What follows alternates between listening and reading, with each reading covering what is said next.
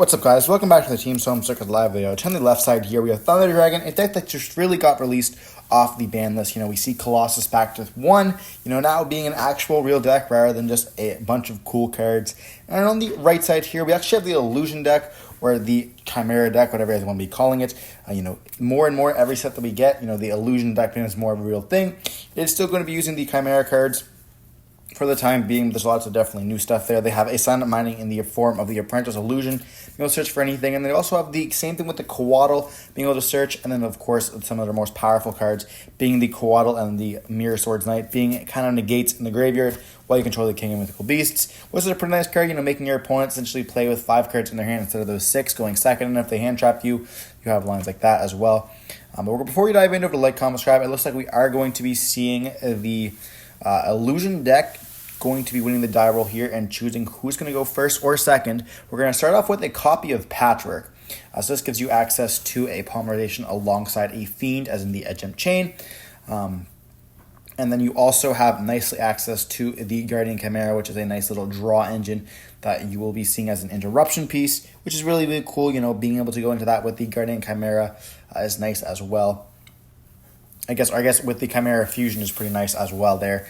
It doesn't give you kind of full access right off the bat, but you'll have the access to the King by just starting off with a polymerization here. So we're going to see polymerization using the Edgemp Chain as well as the Gazelle in the hand. That's going to be able to go out for the King here, which is going to make us discard a card. And then we have the Chain as well as, I think, Gazelle effect. I could be mistaken. I believe that one gets a search, and then the Big Wing gets to actually summon back out from the graveyard.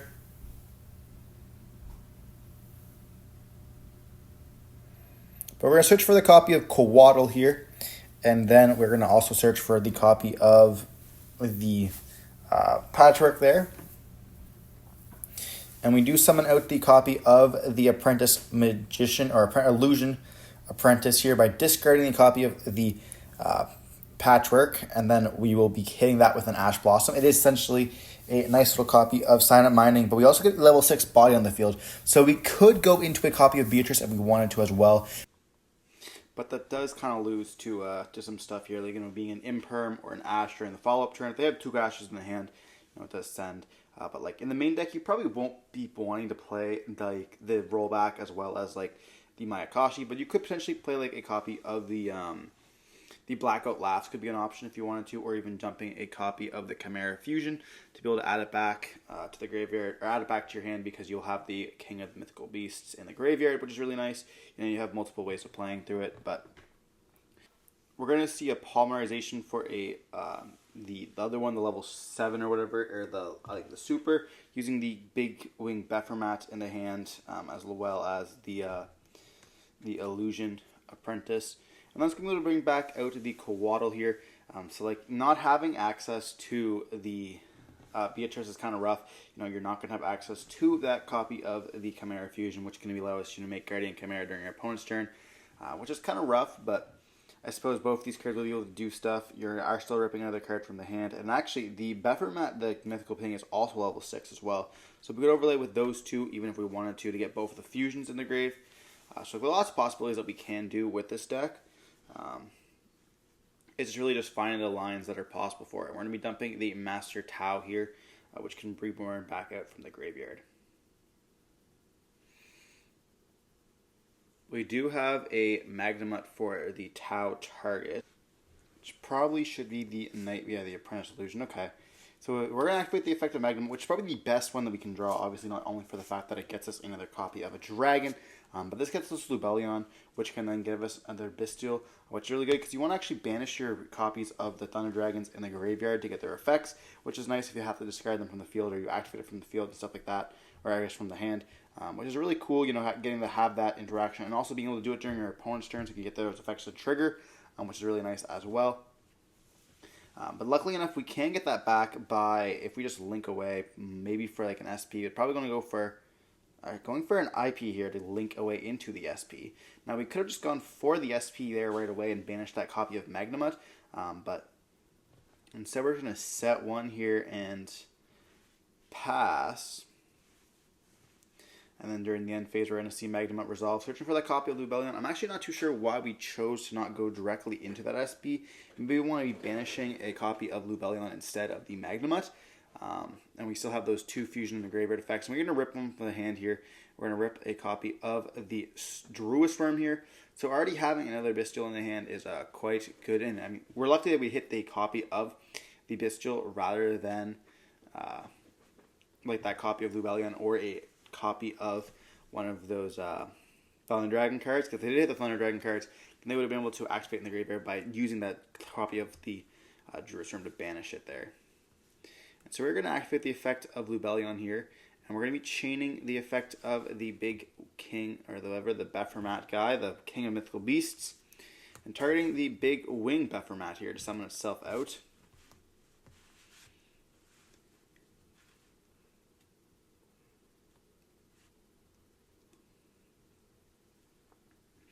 And they're going to chain a Saurian into this. So having triple Bestials in the hand is very brutal. They're going to search for a copy of the Baldrake, and this is going to be like the last Bestial that they can really activate. And you know, they're probably not playing multiple copies of the Druisworm. I mean, potentially they could be, though.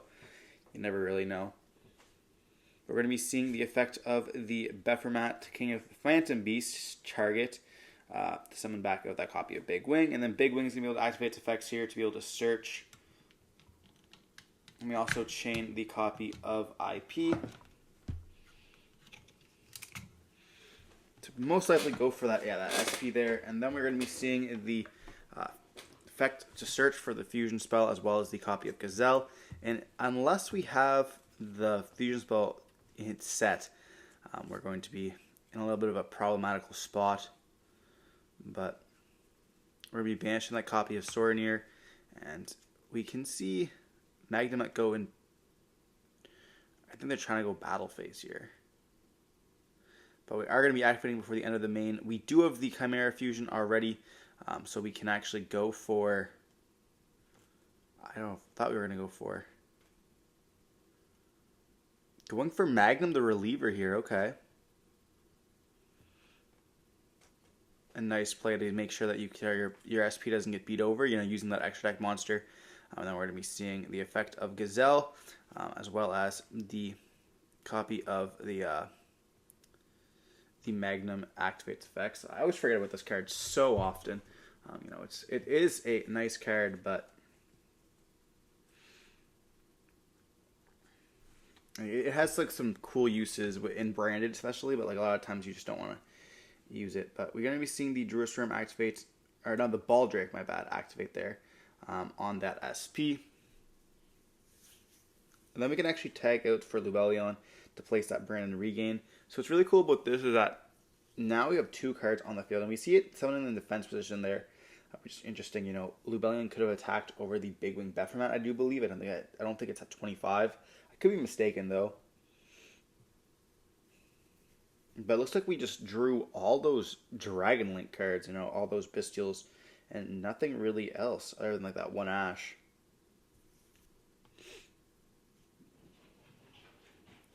But we do have a copy of the Chimera fusion here, so we could potentially go into a copy of Guardian Chimera to pop both of those.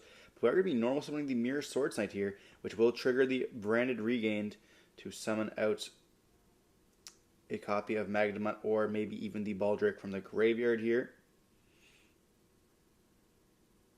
And then Magnum will be able to trigger as well, banishing the copy of Polymerization to pop that Regained. And then we're going to be activating the effect to put back and then draw with the Magnum.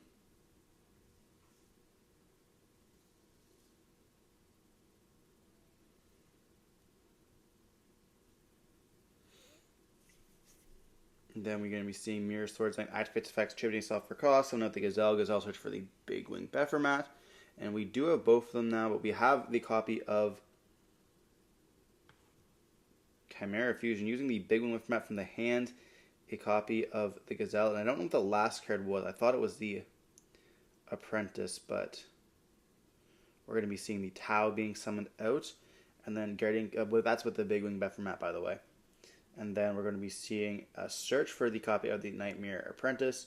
And we'll be able to pop one, and then that's just going to be enough for game, you know, where I'm going to be able to swing over. Also summon out the Nightmare Apprentice, and then that's just going to most likely just be it here. Yeah. So we have 33, 25, or 28, Tau, and then big. It should be game, right?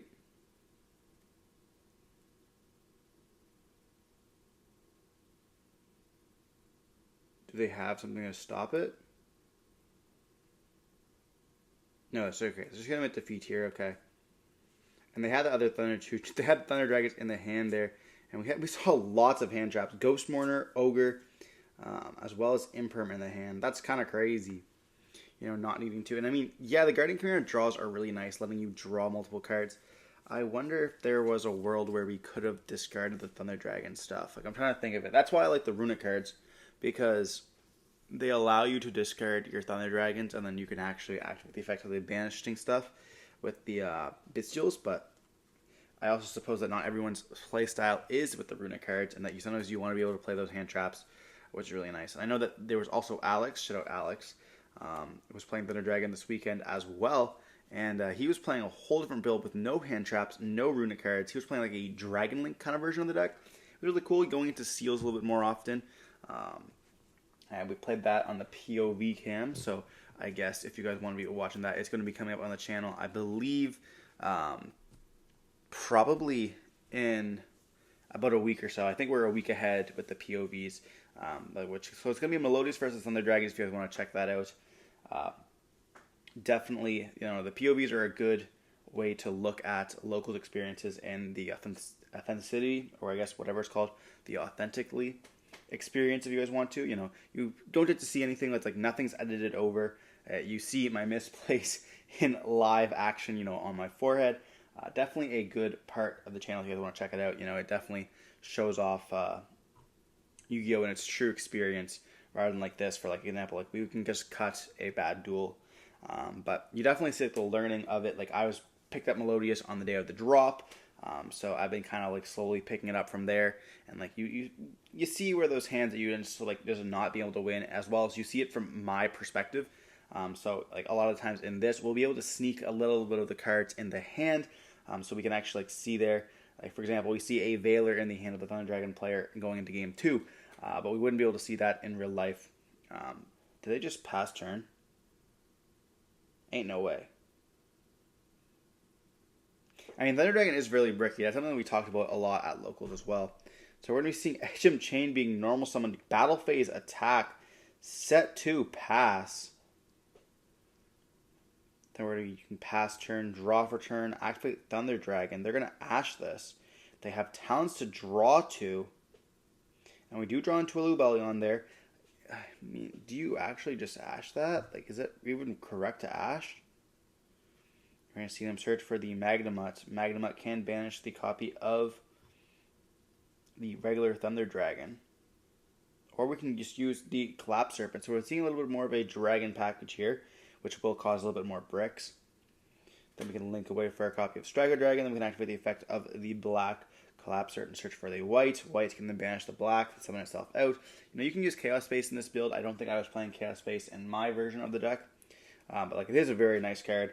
Unfortunately, just being at 1, I didn't really feel like it was worth it playing with those cards. We do have Thunder Dragon Hawk to be able to summon out the copy of the Thunder Dragon in the Banish Zone. So now we do have the effect to go into a copy of the Colossus by just using that copy of Thunder Dragon there, which is really cool.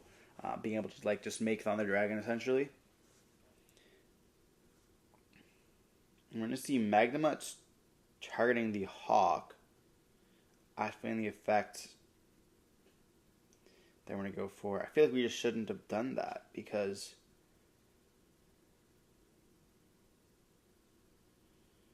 not only Nib, but like there was no need. We can banish Hawk later. We're going to be seeing Nib summoned out here. I feel like we could have just gone for Seals instead and just... if we would have just gone summon out the White Dragon and then we go for the Seals... you're kind of like you're not Nibic proofing yourself, but you're You're just helping out like the nib, essentially. We do have the Jerusalem there, so we can summon itself out and then go for the copy of IP. And then we're going to see Jerusalem send the copy of the nib.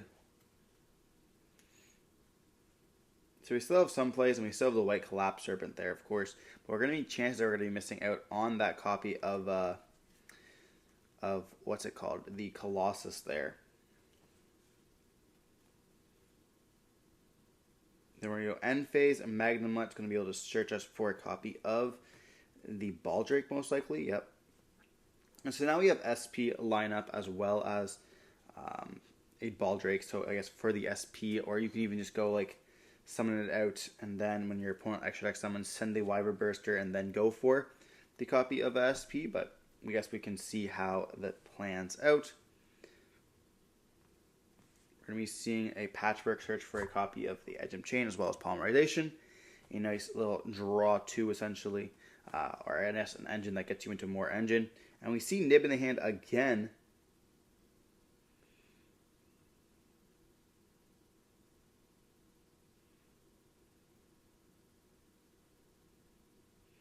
I don't even know what we're going to go for this. It looks like they have a Polymerization target they can activate. No, they're just going to set one more and pass turn on that. Wow. We're going to see Batterman Solar being normal summoned here. This is a classic Thunder Dragon card. And do we see an Imperm being hit on this? No, there's no way. We do see an Imperm hit on the Solar. And then we're going to activate the effect of Roar to summon back out the Hawk. Or add back Hawk to hand, my bad. And then we can just use to go into the Colossus. So now we have Colossus on the field, and we also are going to be able to deal some damage. And we do have a Polymerization, a Super Poly here, going into a copy of Mud Dragon, using the IP as well as the Thunder Dragon here. Colossus, which is kind of wild. Baldrake's going to be summoning itself out by using the Nib in the graveyard. We're going to be seeing Baldrake attack over it and then attack with the White Dragon here. Kind of crazy, to be honest.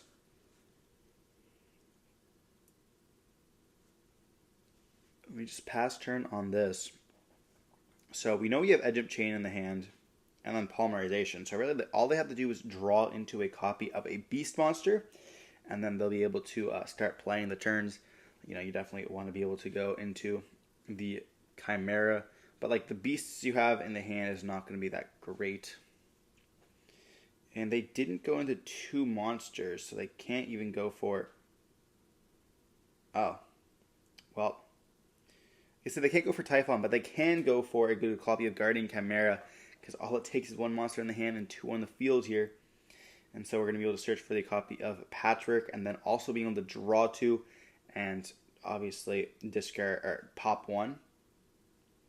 Pop in the copy of Baldrake here. And we did draw into a Mirror Swords Knight, but unfortunately we did have the normal summon for that. So therefore we can't really go into it. And we see a Droll as well here. So they're going to go Battle Phase, attack into the Wyver Burster. And then that's going to let us just pass turn on this. And we see an Ash Blossom being drawn there. So now we have Dragonhawk and of course Ash Blossom. And they're going to activate the effect of Hawk to summon out. And I don't think you can summon out Dragon Colossus because it was not properly summoned. We're going to go for the Roar instead here. And it is only at 1, therefore we can't just slap another one down on it, unfortunately. But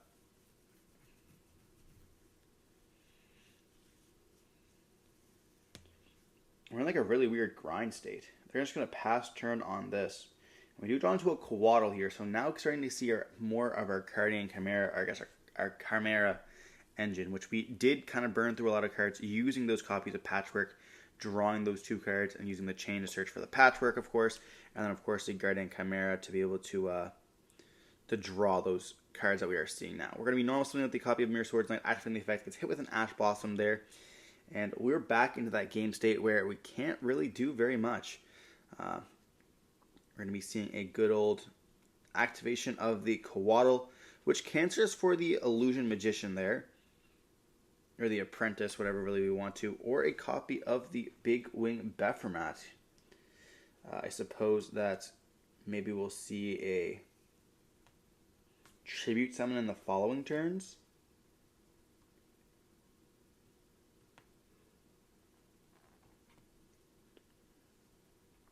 So they don't want to let the Dragon Roar hit the graveyard there, so they're just going to pass turn on it. And we are going to be seeing the Creator here banishing 2 cards to summon himself out, and then we can activate the effect to put them back in and summon 1 out. So kind of refreshing the hand there. It's pretty nice. And then we can just link away those 2 to also get the effect to summon as well, which is pretty cool. Or we can normal summon a copy of Veiler. And are we going to be seeing a... We are going to be seeing Underworld Goddess being made. Wow. Okay. And then we can see the Roar effect going to activate there. Letting us summon out the Dark from the deck.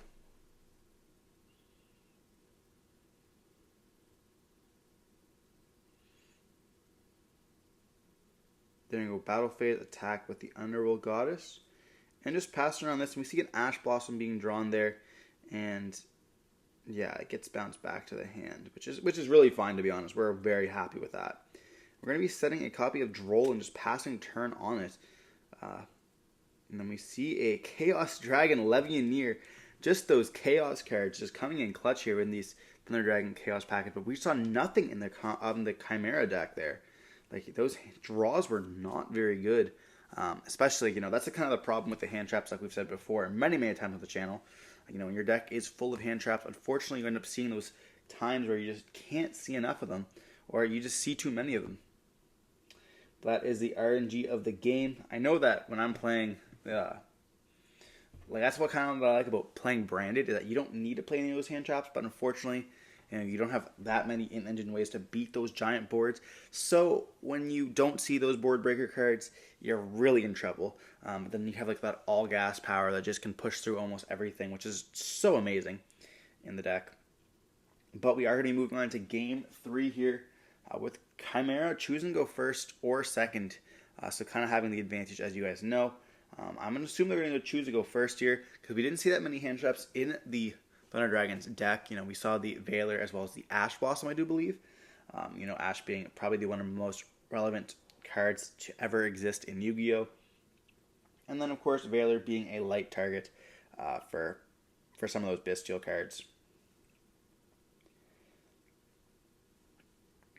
But hopefully this time we won't see any of those clumping issues there with those hand traps, and of course the Patchwork Engine, and maybe not all those Bestial cards from the hand over there. And we do see a Super Poly in the hand, as well as a Battery and Solar, a Thunder Dragon player. And we do see a Super Poly from the side of the Chimera player as well here. So it looks like we're going to have a Super Poly match. We're going to go normal summon Gazelle, search for a copy of the Chimera Fusion here, and we're going to activate Chimera Fusion using the Gazelle and a copy of Red Resonator. That can go into the copy of the Phantom. One's called Chimera, one's called Bephermat. Okay. So we're going to go into the Bephermat here. And that's going to let us search for a copy of the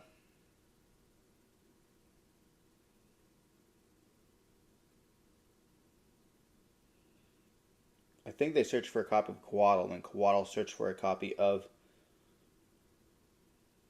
I'm not too sure, to be honest, what's going on. Oh, yeah, Bephermat dumps. That's right. So we're going to go the Gazelle add and Bephermat dump. So we're going to be adding the copy of the Tau, and then we're going to be dumping the copy of the Mirror Swords Knight here. We can add back the copy of the Chimera Fusion. Then we can activate the effect of Chimera Fusion to go into the copy of Magnum the Reliever here. We can also get that a draw by putting back, and then we're also going to be able to summon out that copy of the Illusion or the Mirror Swords Knight using the Master Tau. Activate the effect of Mirror Swords Knight here to summon out the copy of Big Wing Bephermat, which is going to let us search for a copy of the Gazelle and the copy of Chimera Fusion. Then we're going to activate the effect of the Chimera Fusion here to go into a copy of the king, and then we're going to be seeing the effect of the king going to be discarding a card from the hand, and we hit a copy of the Batterman Solar there. We get the set a card and just pass turn on this. And we are approaching the time, and we did see that red Resonator in the graveyard here. So I have a feeling we're going to know exactly where this is going to go. We're going to activate the effect of the Druid Worm, targeting the copy of the Big Wing Bephomet, summoning himself out. And then we see, was that a copy of Mourner here? We're going to see the Dragon Hawk being summoned over the copy of the Druid Worm there. Druid Worm will target the copy of the king. Definitely a wrong target. You don't want them to banish. You don't want them to banish it to summon out the copy of Red Resonator when you're already up. And we do see a copy of Super Poly going to be activated here using the copy of Hawk, as well as that copy of the Magnum the Reliever, going into a copy of the copy of Mud Dragon. And then we're going to be activating the effect of the White Dragon to banish that copy of the Druid Worm. And here we can just activate the effect of the king before we go battle phase. Or even in the battle phase there. Summon out the copy of Red Resonator, and then we can chain the effect of the Bephomet to summon out the copy of the Chimera. And then we can activate the Red Resonator effect, targeting the copy of Chimera to then gain the 2,100 attack. And that just will be, unfortunately, game there. Because they're like, oh, well, I could have chained, but if you chain it, it already has targeted the card. So they had the copy of Super Poly as well. They would have been able to use, got rid of those cards to fuse with. So we see the Chimera deck end up taking the win here in the Game 3 with a copy of Red Resonator being able to become in clutch. That's what the really cool cards about the Phantom Beast cards, being able to summon them out and then, or in the graveyard, summoning them and then be able to like banish them back, which is really nice. But we did have lots of stuff we could play with, and then a Super Poly as well. Chances are we're not going to be beating that. There's not really a board that the Dragon set up that doesn't lose Super Poly. So regardless, hope you guys enjoyed watching the video. Don't forget to like, comment, subscribe, and see more content like this. Don't forget to stay safe. Peace.